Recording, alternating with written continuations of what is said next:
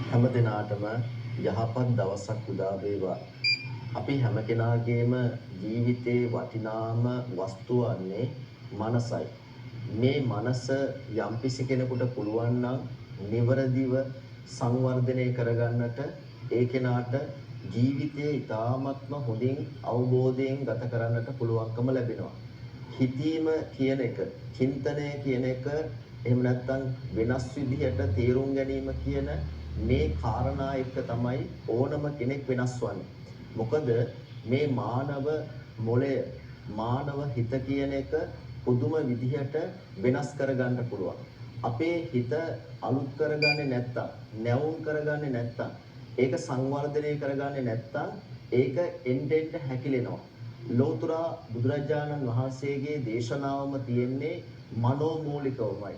ඒ කියන්නේ හැම මොහොතක්ම හැම ක්ෂණයක් පාසාම අපේ හිතට නැවුම් සිතුවිලි, යහපත් සිතුවිලි, කුසල සිතුවිලි ඇති කර ගන්නවා නම් අන්න ඒ කෙනාට තමන්ගේ මනසේ අභ්‍යන්තරයේ තියෙන විවිධ අකුසල ක්ලේශ චෛතසිකයන් මඟහරවාගෙන සියලුම సంతానගත අහිතකර පීඩාකාරී අත්දැකීම් මඟහරවාගෙන එයාට නැවුම් වෙන්නට පුළුවන්.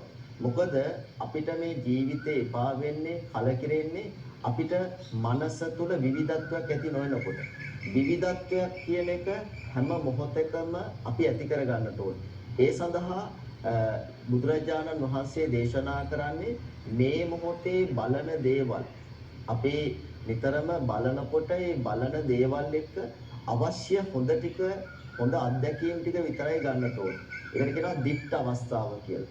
ඒ දකින මොන තැනක හිටියත්, මොන අවස්ථාවක හිටියත් ඒ දකින දේවල් වලින් තමන්ගේ හිත පීඩාකාරී අත්දැකීම් ඇති කර ගන්නට හොඳ නැහැ. ඒ වගේම තමයි අහන දේවල්, සුත අවස්ථාව. අහන දේවල් තුලත් එහෙම තමයි. අපි අහන්නට ඕනි මොන දේ ඇහුවත් අපේ මනසට ඒ මොහොතේම ගන්නට ඕනි හොඳ දේවල් විතරයි.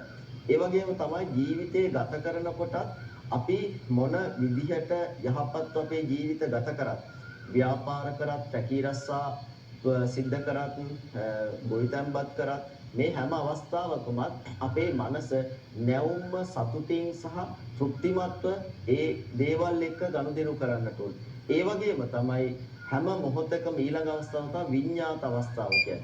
ඒ කියන්නේ මානසිකව ස්වභාවය. එහෙම නැත්නම් මනස විවිධ ක්‍රියාවන් වල නිරත නොවනකොට අපේ මනස වැඩ කරන්නත් පටන් ගන්නවා. මොකද අපි නිදාගත්තත්, අපි යම් කිසි ක්‍රියාවක හිටියත්, ක්‍රියාවන් නොකර හිටියත් අපේ මනස අඛණ්ඩව වැඩ කරනවා. ඒක තමයි ස්වභාවය. එතකොට මේ මනස අඛණ්ඩව වැඩ කරන නිසා ධර්මයේ තුල පැහැදිලි කරනවා යම් කිසි ඒ හැම මොහොතකම මේ සති සම්පජඤ්ඤය සිහියෙන් යුක්තව තමයි මනස අවදිමත් කරගන්නට ඕනේ. මොකද සිහියෙන් ඉන්නකොට පේන දේවල්, ඇහෙන දේවල්, ජීවත් වෙන අවස්ථාවන් කියන මේ අවස්ථාවන් වල අපි ගන්න ක්ලේශ සිතිවිලි කියන ඒවා ප්‍රහීන කරගන්නට පුළුවන්කම ලැබෙනවා. ඒ වගේම තමයි අපේ අභ්‍යන්තරයේ තියෙන සියලුම ක්ලේශයන් ප්‍රහීන කරගන්නට පුළුවන්කම ලැබෙනවා. මේ අපේ ජීවිත නෙවෙයි අසාර්ථක. අපේ මනසයි අසාර්ථක. ඒතකොට මනස කියන එක හැම මොහොතකම අපි දියුණු කරගන්නට උත්සාහ කරන්නට ඕනේ. ලෞතර බුදුරජාණන් වහන්සේ දේශනා කරන්නේ චිත්තේන නියති ලෝකෝ චිත්තේන පරිකස්සති. චිත්තස්ස ඒක ධම්මස්ස සබ්බේ වසමංගු. යම්කිසි කෙනෙක් හිත හරියට තේරුම් ගන්න මේ මොහොතේ විතරයි හිත කියන එක තේරුම් ගන්නට ඕනේ. මේ මොහොතේ හිත තේරුම් ගත්තාම, අවබෝධ කරගත්තාම එය කිලිට නොකරගෙන අර්ථවත්ව නිර්මාණශීලීව හොඳ විදිහට ඒක පුරුදු කරනකොට ඕනම කෙනෙක්ගේ හිත දියුණු කරගන්නට පුළුවන්. හැබැයි හිත හැකිලෙනවා නම්, හිතට පීඩාකාරී අත්දැකීම් දෙනවා නම් ඒ හිත දියුණු කරන්නට පුළුවන්කමක් ලැබෙන්නේ නැහැ. ඒ නිසා ඔබ හැමදෙනාම මේ මොහොතේ ඉඳලා මේ මොහොත තුල විතරයි හිත වෙනස් කරගන්න පුළුවන් වෙන නිසා මේ මොහොතේ යහපත්ව හිත වෙනස් කරගන්න උත්සාහ කරලා ජීවිතය අපි සුන්දර කරගන්න, අර්ථවත් කරගන්නට කටයුතු කරමු. ඒ සඳහා ඔබ හැමදෙනාට මේ දහම් සිතුවිල්ල පාරමිතාවක්ම බවට පත් වේවා. හැමදෙනාටම සම්මා සම්බුදු සරණයි.